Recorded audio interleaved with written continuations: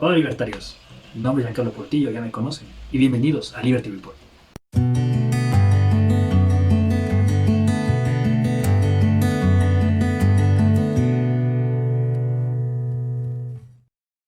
Tenemos noticias en cuanto a videos pasados, ustedes recordarán aquí en México Libertario y Liberty Report, sobre una probable, posible o incluso una anécdota que yo les compartí en su momento para que se pudiera declarar inconstitucional la pregunta que el mandatario mexicano mandó a la Suprema Corte de Justicia, pues para poder ser aprobada para posteriormente realizar la consulta popular para el enjuiciamiento de los expresidentes hasta Enrique Peña Nieto.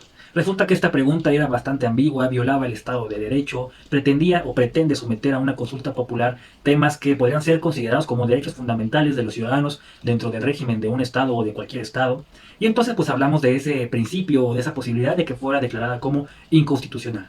Y bueno, al parecer las plegarias fueron escuchadas, pero tampoco es de extrañarse, y ahora voy con un pequeño punto de vista y análisis que me parece este tema tan importante, aunque no lo parezca, en tiempos actuales. Y es que el ministro de la Suprema Corte, Luis María Aguilar, ha propuesto declarar como inconstitucional esta pregunta porque considera que puede llegar a violar derechos humanos y que está sometiendo a una pregunta en la aplicación de las leyes.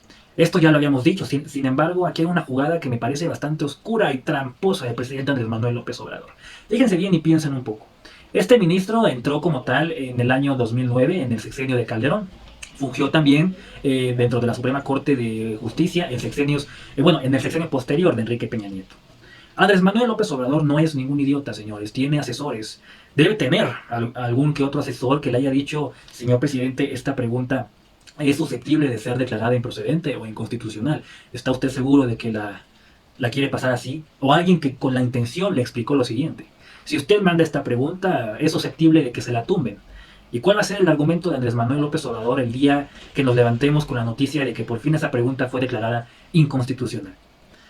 Muchos libertarios, gente en contra del régimen actual, llamados de derecha, frena, quien y sepa que qué organizaciones más, pues podrán estar a favor y aplaudir el día que salga, ojalá, esta noticia. Pero no ven el fondo, señores. El día que esto pase, Andrés Manuel López Obrador tendrá todas las armas para decir que él está intentando todo lo posible para hacer justicia en el país y que no lo han dejado. Que el pueblo, mediante una consulta a modo, decidió que sí quieren que se enjuicien a los expresidentes, sin embargo los ministros de la Corte le han puesto un freno. Y no es de extrañarse o no será de extrañarse que al llegar ese día se diga que ese ministro fue puesto por Calderón, fue parte del régimen de Enrique Peña Nieto. Y todo va a ser culpa del neoliberalismo salvaje instaurado durante esas horribles dictaduras, según el señor presidente. Dictaduras llenas de corrupción, o más bien, la dictadura de la corrupción, la dictadura del neoliberalismo.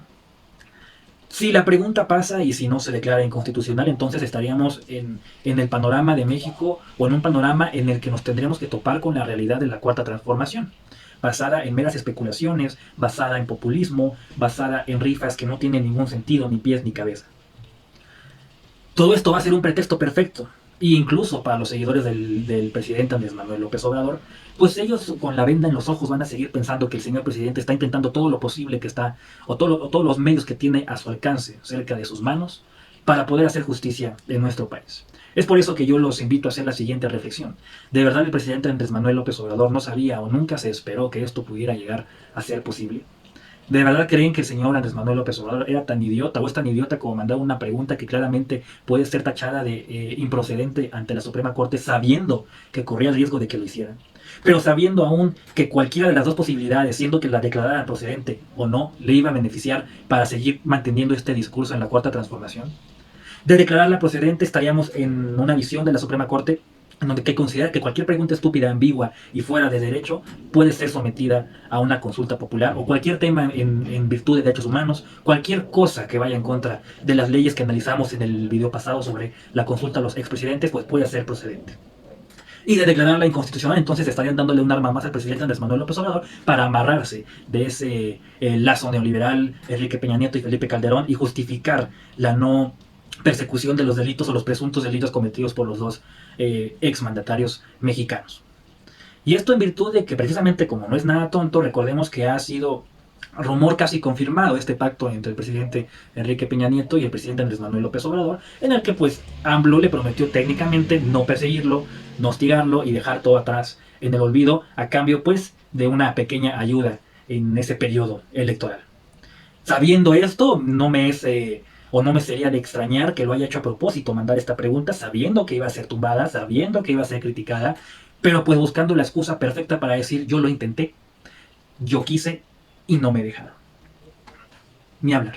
Los dejo opinar a ustedes en esa pequeña reflexión. Podrán estar o no de acuerdo conmigo.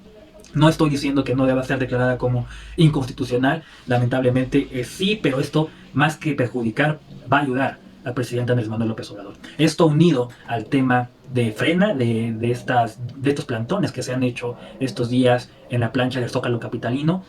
Aunado esto a que el partido de Felipe Calderón Hinojosa y su esposa Margarita Zavala, México Libre, pues finalmente se espera que obtenga el registro, y esto también va a ayudar al presidente Andrés Manuel López Obrador. Le conviene a Morena que México Libre obtenga el registro. Divide y vencerás. En este caso no aplica para los partidos opositores. En este caso Morena va a usar esa arma firmemente para decir, entre más sesgado esté el voto, Morena tiene muchas más posibilidades de mantenerse en el gobierno. Entonces nos encontramos en México en una crisis política en la que ser oposición es imperativo, pero que también ser muchas oposiciones puede causar la permanencia de la cuarta transformación, ya sea de la mano del presidente Andrés Manuel López Obrador o de quien se perfila y que va que vuela para ser candidato en el próximo sexenio, su secretario de Relaciones Exteriores, Marcelo Ebrard. Y hablando de relaciones exteriores, viene a mi memoria aquel martes en el que el mandatario mexicano, en una sesión de la ONU, pues dio una anécdota fuera de lugar y de la cual no siento o no veo el orgullo que haya ahí. Y me refiero a esta pequeña anécdota que dio cuando dijo que el dictador, el fascista Benito Mussolini, aquel personaje que llegó a decir que el fascismo técnicamente involucraba nada fuera del Estado, todo dentro del Estado, fue llamado así en honor al quien alguna vez fue presidente de México, Benito Juárez. Esto sería equivalente a decir que el presidente Adolfo López Mateos inspiró el nombre de Adolfo Hitler. Ahora vamos a decir, puede que la anécdota sea cierta, que en efecto Benito Mussolini se llamase así por sus padres en honor al mandatario mexicano Benito Juárez, pero es motivo de decirlo en una reunión de Naciones Unidas, esto es motivo de orgullo, es motivo de vanagloriarse, es motivo de presumir. Esto es totalmente fuera de lugar, y si no demuestra que Andrés Manuel López Obrador es afín al crecimiento exponencial del Estado, no sé qué demuestra. En esa misma reunión dijo que pues México estaba bien, que estábamos en pro de un crecimiento, mejorar, y que han llevado pues de una forma correcta esta pandemia.